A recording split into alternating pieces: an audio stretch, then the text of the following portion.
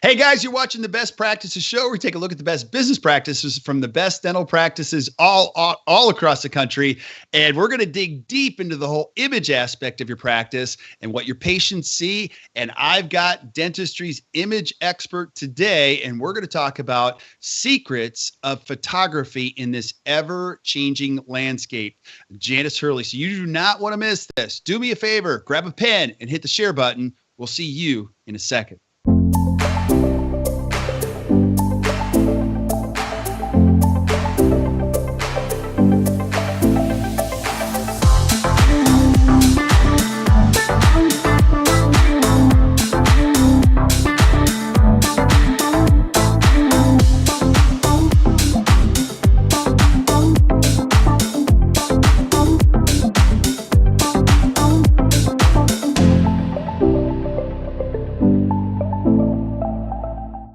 Hey guys, welcome back to the Best Practices Show. And like I said, we're just having so much fun and getting so much great feedback about the shows to shoot and the things that you want to see. And I've got my good friend back for another show who gives us great advice all the time in one of the areas that we need advice in, especially the men. I don't want to make that a generalization because there are some men out there that have style, but for me, I don't have any style and I need help. And this is the person who gives me help and who's going to help you today. Now, and we're going to be talking about photography, which is different than video in what we were examining in our last show. So a couple things before we get started, a couple show notes. We are shooting this live on Facebook. So do me a favor, as you have questions, feel free to add them to the feed because I want to make sure you get the most out of this and we get you the answers that you want. And I'm going to encourage everybody to keep asking great questions. We're getting phenomenal questions, and I just want to reward that behavior. And we're giving away a free Apple iWatch and 2 tickets to Activate, which is our Practice Growth Seminar, which is almost sold out for June. So if you're thinking about going, get signed up now because it will be closed in no time. So my guest today, who's been a good friend of mine for a very long time, and always makes me up my game. She is Dentistry's image expert. And Janice, I had you introduce yourself in the last one, but I'm just going to say this. You hate it when I say this, but you're the best dressed person in all of dentistry. I mean, you walk into a room, you're like just rock star, solid quality, and that's one component in an industry that really needs your help. The second one is, and I'll be a little bit edgy here by saying this, in the United States, we are not good at style. Like I look at my European friends and my UK friends and people overseas, and you see these dentists and these teams and they look good. I mean, they're really into style and color selections. And we're just have we become numb to this? Why is this such an important subject on image in the United States?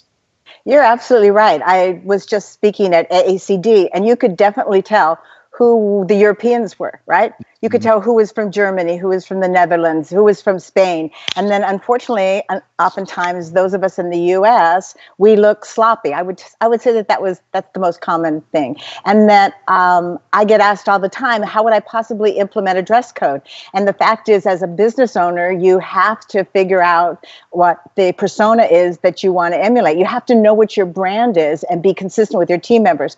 And in fact, your team will feel more secure the more confident you are and the more consistent you are about your brand. So yeah, it's definitely a problem in the US. And the reason it's important is perception is reality, right? Yeah. Perception is reality. So if you see a box of Godiva chocolates, it's in a gold box and it's got a beautiful ribbon on it, and you're expecting to have a great experience, and in fact you will, right? There's been time and energy and high quality put into those Godiva chocolates, and that's different than the little Hershey's chocolates, and that might be different. So your patients make decisions about the quality of care and how much you're respecting them and how much you respect yourselves based on your grooming and your professional attire. So minimal, there needs to be protocol for that. And every single team member should look the same in the back and the front desk.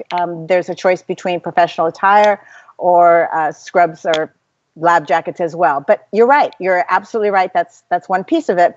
And before you do team photos and before you figure out the photography for your practice, you want to figure out that brand. So, and choosing the colors and the style should be affected by the color of your dental practice itself. So yeah, very interesting. And it's old school to do one color on Monday, another color on Tuesday. No, everybody wears the same color and it's throughout the week that you work. But thanks for asking.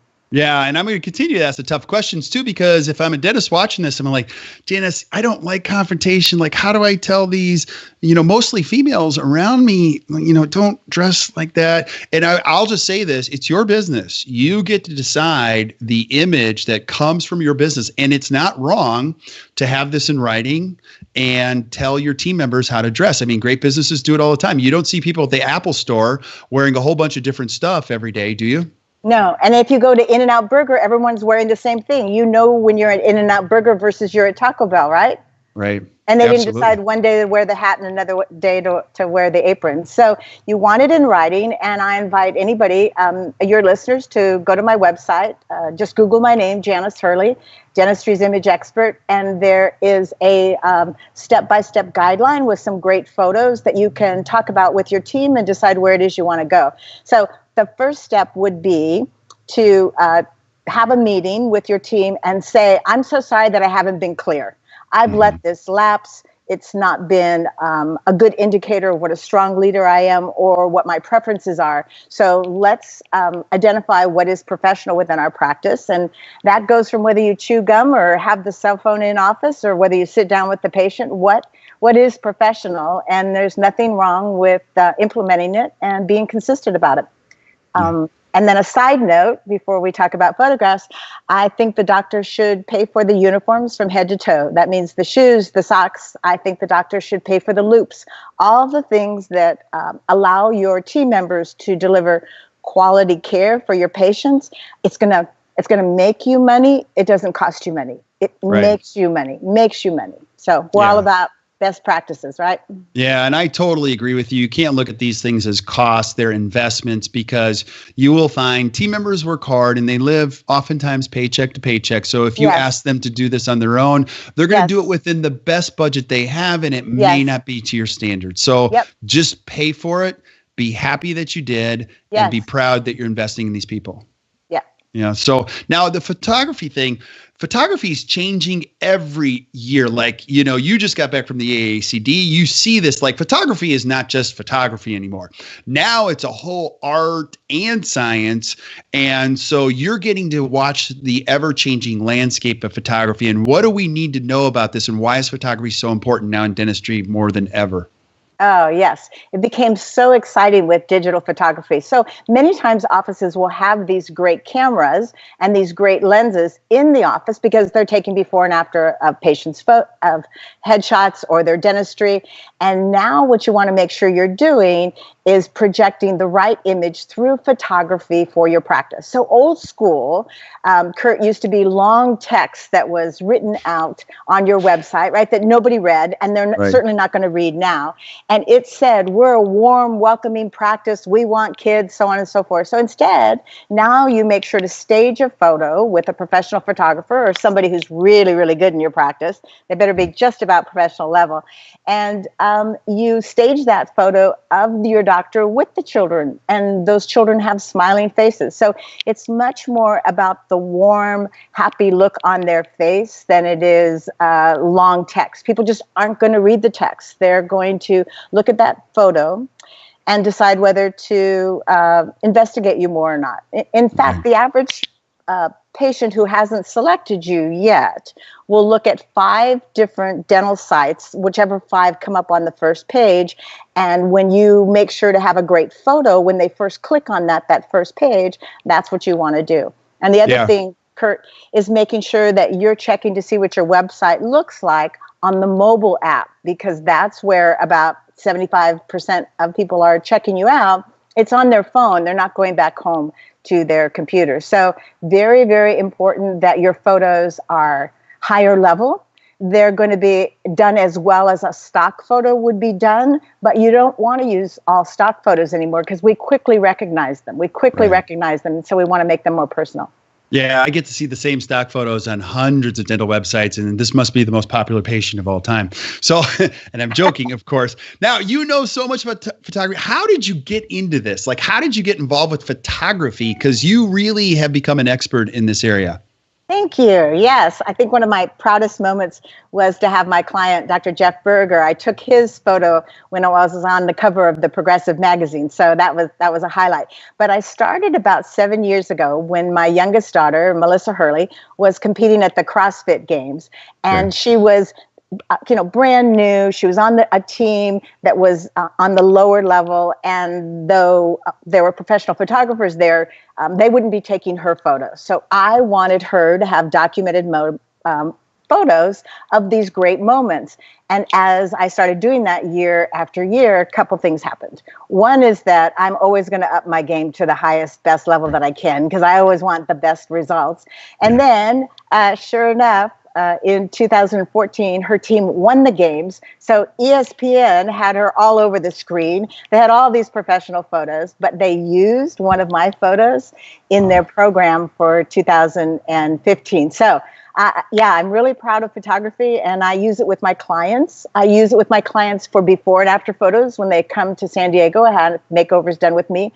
I'll use my camera tomorrow when I have a 2-day workshop for 6 women that are coming for image here in San Diego. I use them with my clients to take photos when I go in on a 30-point assessment. It's an effective way to communicate my clients in the very best light. When they're feeling the very best about themselves, I want to take their photos. Yeah, absolutely. We just got a great comment from Bob Wydra. As a photographer, get a professional who knows how to shoot for social. And an example, leave enough area to have text as it gets a much better response. And so you need some negative space in a photo. Can you first of all tell us what that is? And then where would we start? Like, let's say I don't have a budget for a professional photographer. Where would I start? And what are some of the considerations that I can use for photography so I don't get myself in trouble? Good point. Good point. And he's absolutely right. You want to shoot the majority of them horizontal because they play best on Facebook and other aspects, places where you're going to use them. But instead of looking at it at all that you can't afford a professional photographer, you've got to budget that in. So let me give you some guidelines, okay? Maybe you're not going to have a $5,000 budget, but you could have a $1,200 budget. This is the way it should be done. The better photographers will charge $200 to $300 an hour, and that's what they're going to charge when they're in your office. And you will have done the homework by figuring out which photo shots you want, what you're trying to depict, and they're going to bring the right lens, and they're going to know the right settings. And but you will have controlled the background to make sure that it doesn't look busy at all. And so just like we used to have a marketing budget that included the yellow pages, or hopefully now we have a marketing budget that includes a new patient gift and a VIP gift. You can't practice these days, Kirk, without professional photography. We're visual people now, right? So I would tell you what's happening is we're spending less and less on the cost of developing our website, less on websites. The cost of websites themselves are going down, but you want a professional photographer every 6 months to come in for 3 hours, and that $300 that they might be charging per hour is not just while they're there. They're going to go back in their edit, and they're going to give you photographs afterwards. But here's my experience and words of wisdom on photographs. It's like clothes. You don't need a lot of photos. You need the right photos. So right. I'm not impressed. I don't want 100 photos where I have to weed out and find my best 10. I want to make a list for that professional photographer as to what I'm trying to communicate. I'm trying to communicate the handshake here, or I'm trying to communicate this is who my team is. And I think you and I talked about this earlier. The type of photos that we're using now for team photos, those are really changing. Right. They're changing. Old school was we lined them all up against a wall, or out against the ivy that was on the building, or we stood them, pointing to the sign, and we don't do that anymore. If you had 25 team members, I would still tell you, don't take photos that are any more than 6 people. You want to show the connection to the team members, to each other. You want to stage it. You want to make sure that the photo you choose has everybody's facial expression being really warm and happy. So Right. brag to someone else that you've got 25 team members, but just take 2 or 3 photos together at the same time.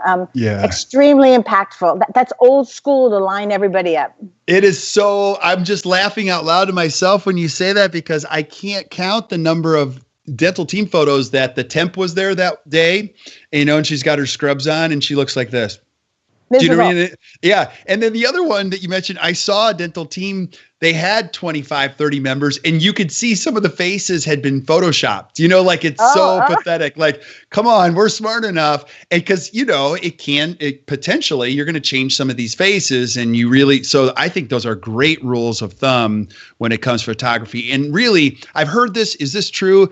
The secret in photography is the eyes. The eyes tell the whole story in a great photo. It's not so much the face or the lips, but when you see the eyes, you go, they're having fun. Like they're really, so what other considerations? These are great rules for photography. Thanks. So let me tell you a little bit about my guidelines or my direction to people on what it takes to take a good photo. So I start off first by telling them, love the lens.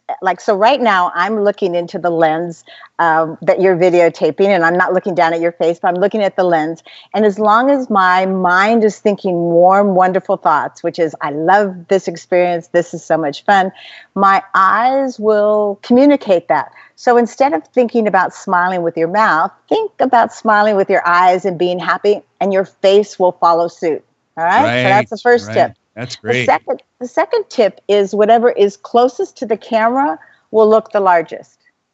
Whatever's closest to the camera will look the largest. So let's play a little game with you. All right. So tip back and go back. Yeah, there you go. See how small your head got? Well, all right. So you are a brawny dude now with a really full chest, right? But you look like a little pinhead. So you're smarter when you're videotaping this. You're leaning forward and you're having a discussion with me, and your head looks larger and better in proportion to your body. And when we lean forward a little bit in a photo, it gives the impression that we're happy or excited about taking that photo, versus as soon as I pull away from you, go ahead, pull your chin back. Just pull your chin back, not your body. Bring your body up close again. Now pull your chin back, right? As soon as I see anything like that, that tells me that you're uncomfortable being with me. And one of the common things we do as we get a little older, we get a little bit of a double chin. It'll happen to you in the next 20 years, maybe, not right now. And when we get that double chin, we think, oh, let me pull it up because then you won't see it. When in fact, I saw it a little bit before and now I see it even more. So instead, same thing, just pull your chin forward a little bit, just a little bit, and tuck it down. Just tuck it down a little. And then my eyes are going to look at the lens and I'm going to smile. I'm going to smile with my eyes, right? And then as soon as you feel your face getting too stiff, I just go brrr. I shake out my face. Yeah. Okay. And then makes the photographer laugh. It makes me laugh. And then I can be more natural and energetic. Some of the other guidelines on taking good photos is the most flattering lighting is the outdoor lighting. So it can be diffused, right? It can be diffused through a window at your treatment room, if that's where you want to take it, or it's outdoor lighting early morning or late evening if it's not diffused between glass. But and stay away from shadows. Those are really hard on you. Stay away from that overhead lighting that's within the practice. Whenever you have really strong overhead lighting, it's going to make circles underneath our eyes. So both you and I have lights that are shining directly on our face right now so that we don't get those shadows underneath. Another great place to use photos is take pictures of your two hygienists. They're warm and friendly, beautiful teeth. They're, standing right next to each other and smiling, and use them in those emails on your reminders, right? So instead of the reminder, just saying it's a reminder, but, it's confirming that appointment, as soon as it has that beautiful picture of that hygienist on that card, it makes that practice stand out. It makes it more personal, and you're making a connection. So that is a great idea. I love that. Love that. Now the question always comes up because dentists they get geeky about this.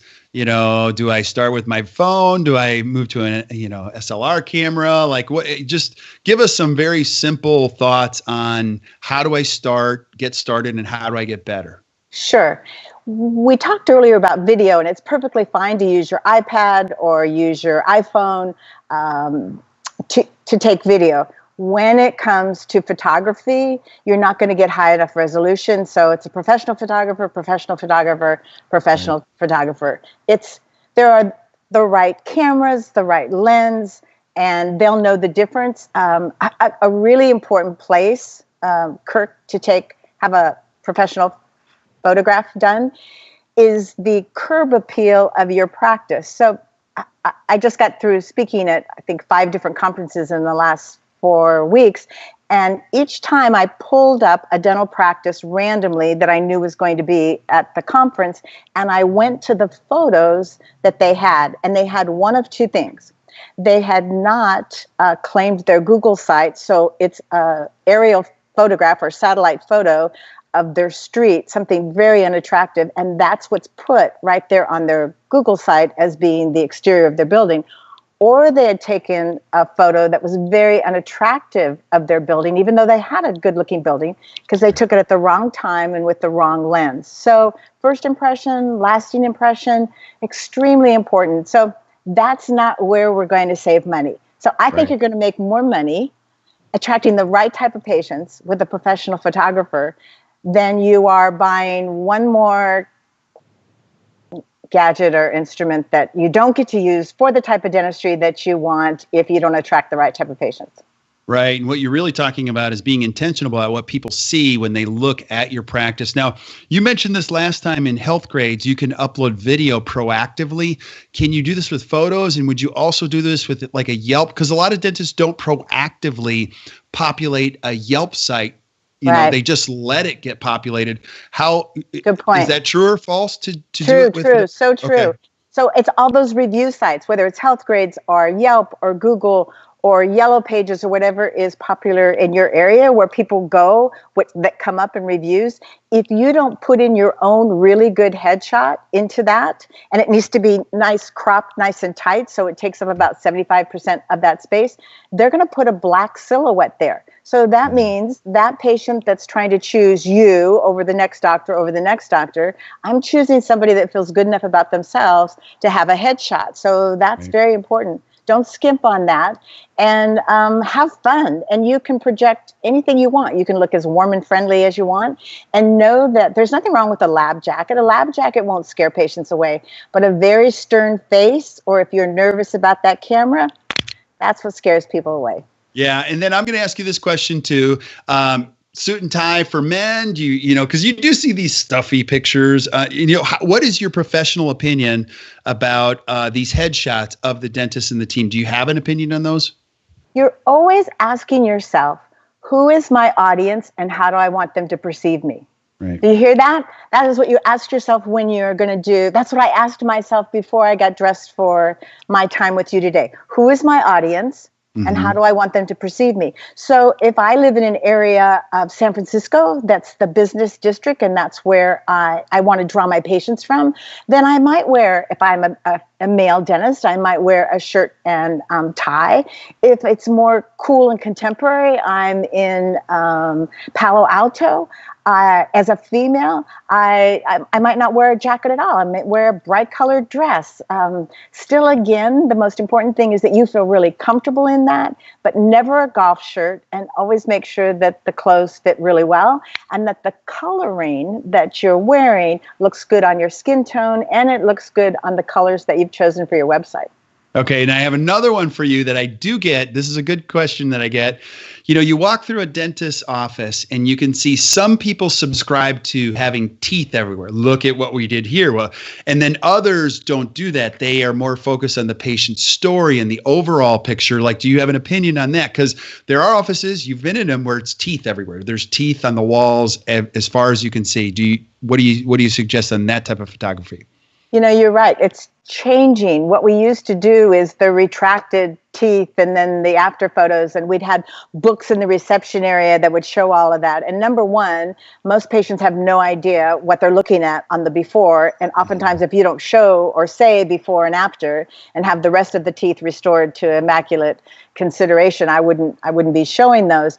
But what is more in line or on trend is that you're going to show the happy, smiling face of that patient, and you're going to have maybe something in your book that's their review or their testimonial. And you can talk about the fact that you do bonding and Invisalign and some of these other aspects, but you want to show happy people, happy families, and you want to show the age and the type of person that you want to attract. They don't have to have had a whole lot of dentistry done from you, but it has to look like you made people very happy and very beautiful.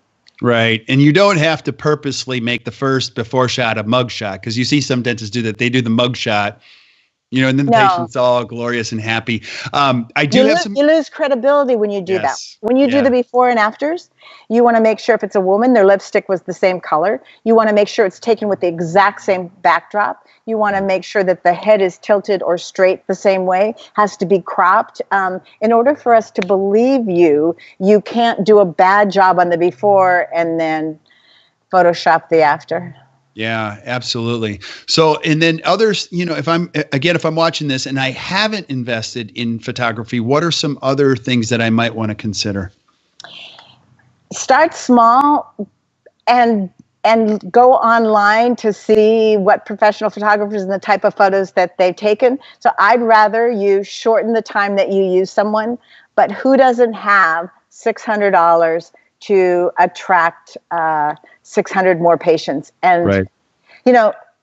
I'm a business consultant for dentists, and I cringe at the number of managed care plans that we put ourselves on, the amount of money we pay in supplies and staffing, and we won't spend what we need to do to promote the best image. Perception is reality, and if you don't invest in it, you can't really complain when your neighboring dentist sees the type of patients you only wish you could see. Yeah, and I got a great question from Ashton Prince, our friend out. Great question, Ashton.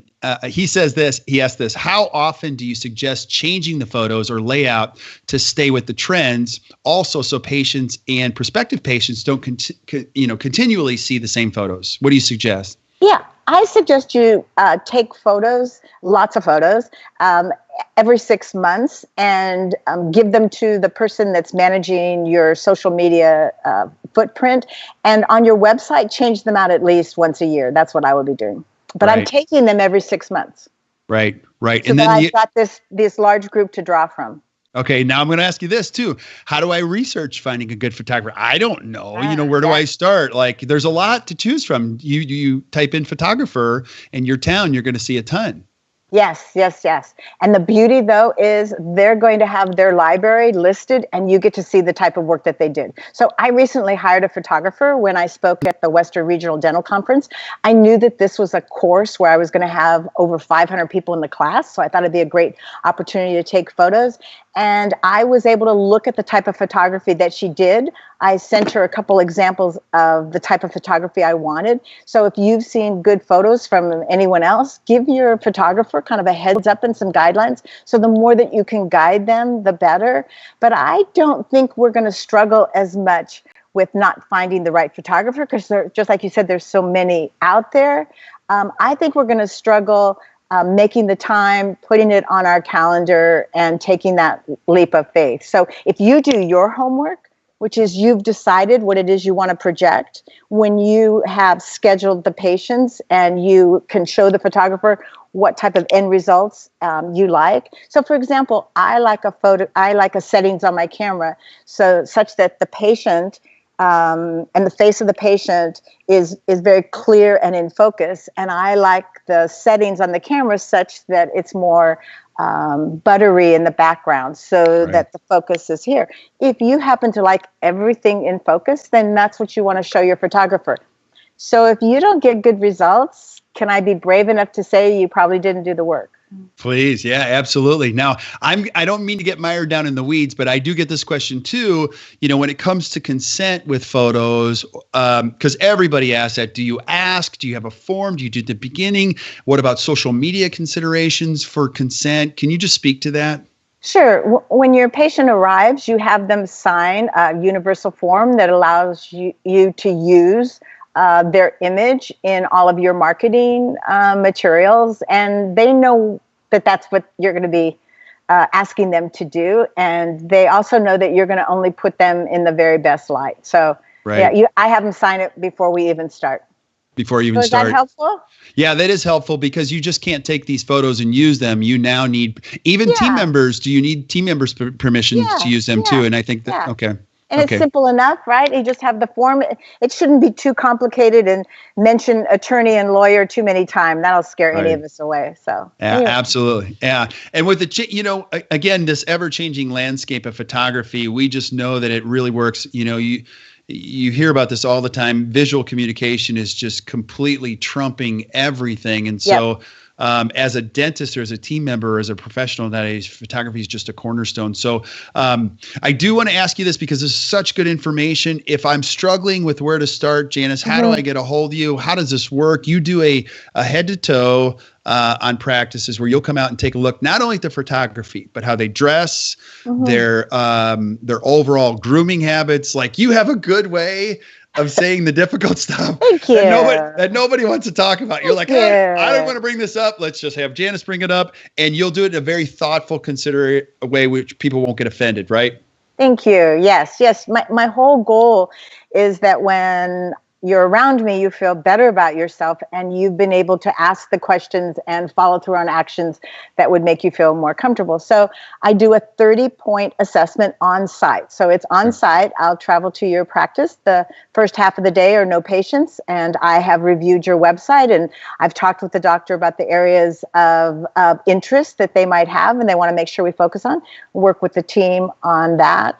And because I'm on site, even if it's such a thing as how often the type of photos that you're taking on your new patient exam or on the hygiene exam, right? We have it right there. We can pull it up. And then in the afternoon, you see patients. And then the next day we meet again, and we have a half day again without patients, and we come up with a plan, and people make commitments and they decide what it is. And then over the next 2 months, we have conference calls, a little bit like you and I are having right now. And that's the way we get to make progress. Can I end this by telling you that it's very hard for any of us to see ourselves, and that many a time when I've seen a photograph of myself was when I decided I would make a change. I would do something different. So even you and I, when we first started doing this show, I did it out of my home, and the lighting wasn't perfect. And I said that's not a good reflection of who I am and what I want to bring.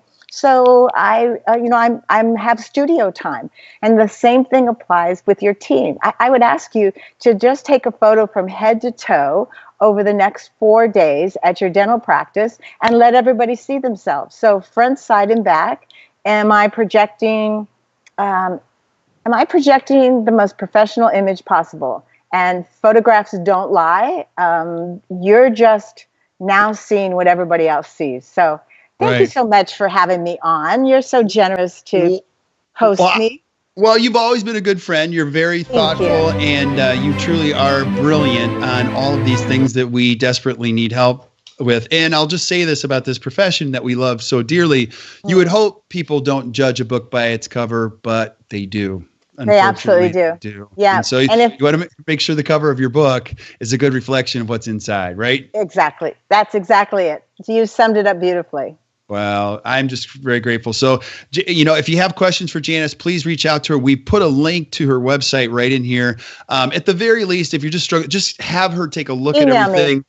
I'll be glad to answer any questions. It is awesome because, again, I have blind spots everywhere and she'll just go change that. And she does it in such a good way that you're like, okay. And then people, I will tell you everything you've asked me to do, I get comments on them and I'm like, oh, cool. So it all does work. And it's very important in how your patients perceive your experience in you. So thank you for being on, Janice. I appreciate it. And we're going to cover a lot of different topics. Now, I want you to just stay on for a little bit because I want to chat with you just about a whole bunch of other stuff. But thank you guys for watching. We really appreciate it. And we're so grateful. If you find today valuable, do me a favor, hit the share button, tell your friends. It's growing every day. And again, we just couldn't be more grateful. So until we see you next time, keep watching the Best Practices Show. You guys have a great day. Thank you.